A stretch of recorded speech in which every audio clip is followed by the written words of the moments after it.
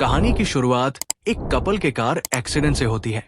8 साल बाद हम एक महिला ऋतु को देखते हैं जो अपने बच्चों को स्कूल बस में बिठाती है। घर लौटकर वो अपनी मेड रीमा से पूछती है कि बच्चों को उसने बस में बिठाया या रीमा ने। यहां पता चलता है कि ऋतु को याददाश्त की बीमारी है, वो बात बात पर भूल जाती है। ऋतु अपना समय पेंटिंग बनाने में बिताती है जिसमें अक्सर फूल पत्तियां होती हैं। उसके पति मनु, जो एक डॉक्टर हैं, किसी अन्य डॉक्टर से ऋतु की स्थिति के बारे में बात करते हैं।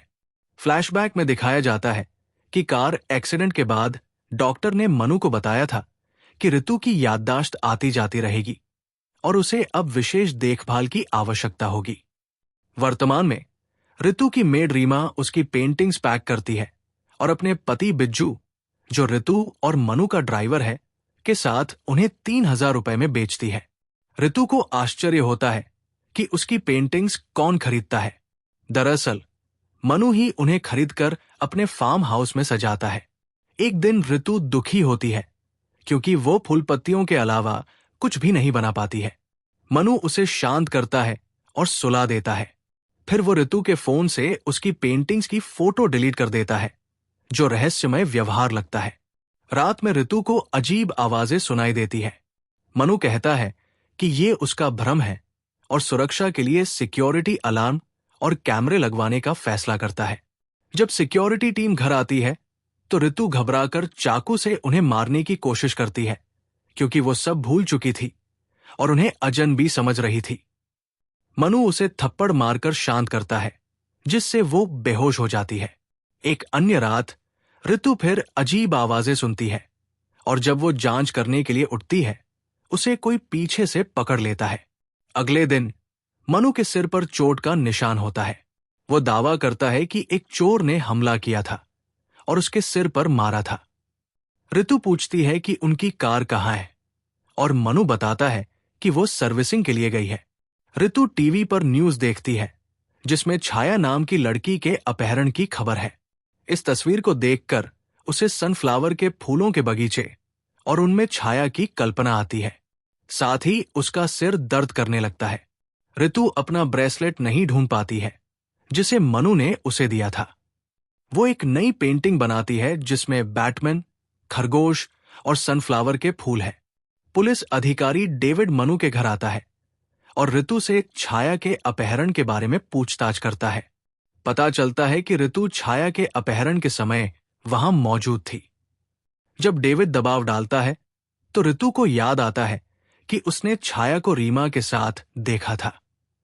पूछताछ में रीमा कहती है कि वो उस दिन अपने पति के साथ किसी फंक्शन में गई थी।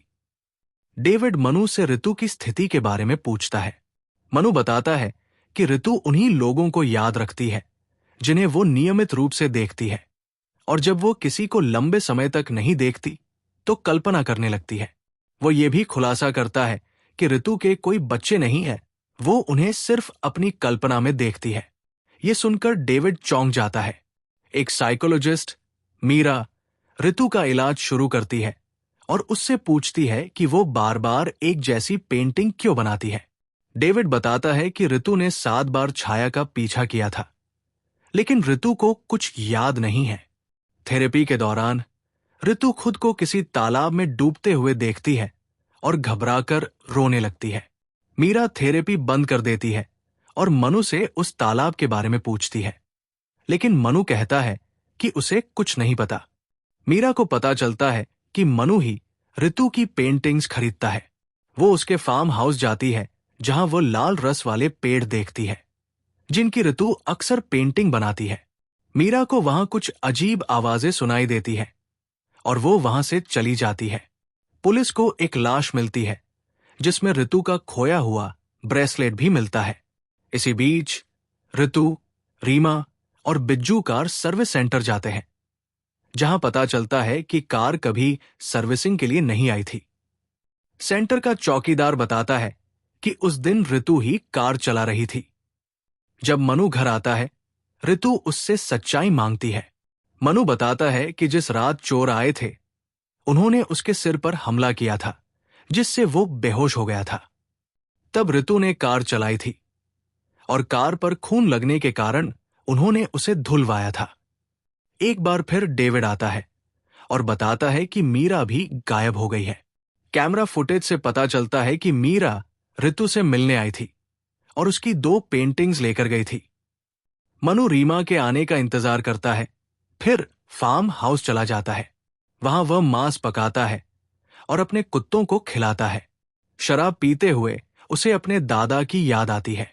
फ्लैशबैक में हम देखते हैं कि मनु के दादा गांव के प्रभावशाली व्यक्ति थे, जो दिन में गांव वालों की मदद का दिखावा करते थे, लेकिन रात में लड़कियों का अपहरण करके उनका यौन शोषण करते थे और फिर उन्हें मारकर जानवरों को खिला देते थे। मनु ने अपने दादा से यही सब सीखा और अब वही करता है। यह स्पष्ट होता है कि मनु ने अपने कुत्तों को जो मांस खिलाया था वो किसी अपहरित लड़की का था। मनु अपने फार्म हाउस के बेसमेंट में जाता है, जहां उसने मीरा को बंधक बना रखा है। इधर ऋतु, जिसे कुछ याद नहीं आ रहा है, कैमरा फुटेज चेक करती है और उसे याद आता है कि मीरा उससे मिलने आई थी। रीमा बताती है कि मनु फार्म हाउस गया है, इसलिए ऋतु बिज्जू को बुलाकर वहां जाने का फैसला करती है। जैसे ही मनु को पता चलता है कि कोई आ रहा है, वो लाइट बंद करता है, दरवाजा बंद करता है और अपने कुत्तों को पिंजरे से छोड़ देता है। वो ऋतु और रीमा को अंदर आने देता है और कहता है कि वो बिज्जू से मिलने जा रहा है। वो बिज्जू को बुरी तरह मारता है, जिसे ऋतु और रीमा देख लेती है। ऋतु दरवाजा तोड़कर रीमा को भागने के लिए कहती है, लेकिन मनु रीमा को पकड़ लेता है और उसे बेहोश कर देता है। ये देखकर ऋतु को उल्टी आ जाती है और वो फिर से सब कुछ भूल जाती है। मनु ऋतु को सुला देता है और रीमा को भी बेसमेंट में ले जाता है। वो शराब पीते हुए ऋतु की सभी पेंटिंग्स पर शराब डालकर उन्हें जला देता है। तभी ऋतु की आंखें खुलती हैं और उसे सब याद आने लगता है, कैसे मनु उसे बाथरूम में ले जाकर बुरी तरह मारता था, फिर उसे थोड़ी देर टब में डुबोकर उसकी याददाश्त मिटा देता था। उसने कई लड़कियों के अपहरण में ऋतु का इस्तेमाल किया था। ऋतु उन्हें कार तक लाती थी, फिर मनु उन्हें अपहरण कर लेता था। अपहरण के बाद वो उन लड़कियों को मार देता था, उनके शरीर के टुकड़े करता था और अपने जानवरों को खिलाता था। लड़कियों का सामान वो अपने पास रखता था। मीरा को भी उसने इसी तरह अपहरण किया था। जब मनु ऋतु को टब में डुबोने की कोशिश करता है, वो उसे धक्का देकर खुद पानी में गिरा देती है और दरवाजा लॉक करके भागने की कोशिश करती है। बाहर कुत्ते होते हैं, इसलिए वो जंगल की ओर भागती है, लेकिन उसका पैर फिसल जाता है और वो तालाब में गिर जाती है। मनु उसे फिर पकड़कर बेसमेंट में ले जाता है और उसे इंजेक्शन देता है। कहता है कि खुद लगा लो वरना दर्द होगा। ऋतु इंजेक्शन मनु के पैर में मार देती है। इसी बीच मीरा अपनी रस्सियां तोड़कर मनु पर हमला करती है। हाथापाई में मनु की बंदूक ऋतु के पास गिर जाती है। मनु मीरा को बुरी तरह मारता है, तब ऋतु उस पर बंदूक तान देती है। मनु उसे समझाने की कोशिश करता है कि वो उसका पति है, लेकिन मीरा चिल्लाती है कि वो ऋतु का पति नहीं है और उसे गोली मारने को कहती है। ऋतु मनु को गोली मार देती है। पुलिस पहुंचती है और मीरा सब बताती है। वो लंबे समय से इस केस की जांच कर रही थी और जब उसे मनु पर शक हुआ, वो डेविड को फोन करने वाली थी, लेकिन इससे पहले ही ऋतु उसके दरवाजे पर आ गई और मनु ने उसे अपहरण कर लिया।